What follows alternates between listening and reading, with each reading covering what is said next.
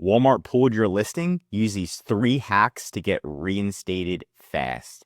And you can see sometimes a listing gets taken down and there is an error on the screen. Just happens from time to time. And in order to fix this, there are multiple different ways. And then way number 1 is you can be opening up your unpublished items. So if you log into Walmart Seller Central, there's going to be under catalog, unpublished items. And a lot of people don't know about this. But this is where it's actually going to tell you what the listing issues are and let you appeal directly on the platform. So you can actually appeal, and you can see right here, it says reasonable price, ship price is not satisfied, or pricing error. So all you have to do is just fix the pricing and you're good to go. It doesn't show you that on the actual listing. You can also see intellectual property errors or regulatory errors. For errors like those, there is a view items button right here. It's blue. And then when you go there and scroll down, there is an appeal button. So you can actually appeal. So again, go into your unpublished items and then appeal it directly there to get it reinstated. That is way number 1, and a lot of people don't do that way. Number 2 is going to be obviously contacting support. Now, we do utilize a 3-step contact. So what that means is when you're contacting support and you're putting the issue in, like, please reinstate my listings, item ID, what you're going to do is you're going to open up 3 different cases, because there's comp, there's other unpublished errors, and there's trust and safety error code. So there's 3 different ones, and you want to open up all 3. Now you're going to use ChatGPT, and you're going to have them have the beginning of the message be different, because you can't have the same message over and over again, or Walmart's going to think it's a duplicate message, and they're going to close all your cases.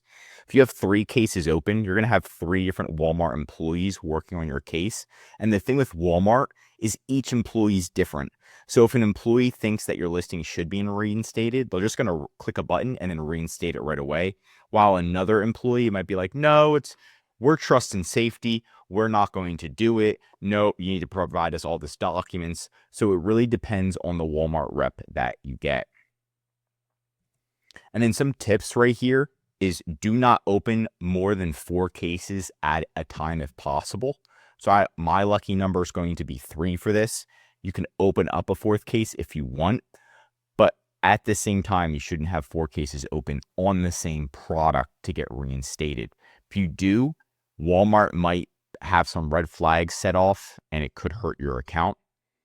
Again, I already said this, ensure each case has a different opening, and then understand again that each rep is different. One can reinstate while the other might not be able to. So just keep that all in mind for this. Now, another way is to figure it out yourself.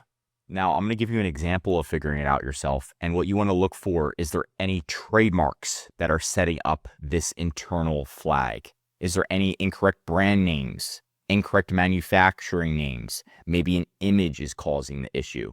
So for example, a client was attempting to list a Seresto, and it was actually the image. So Walmart didn't like that we were taking somebody else's images, and they found out, and pretty much that's why the listing was shut down. Right when we updated the images, automatically it was reinstated, the product. So sometimes it's that, could be the brand name, the manufacturer name, or you might accidentally have a trademark in the background. Another one, this is just an example of another product, right? So the word vaginal was in one of our clients' products. Walmart just randomly decided they don't like that keyword, took down the listing, didn't tell the client why.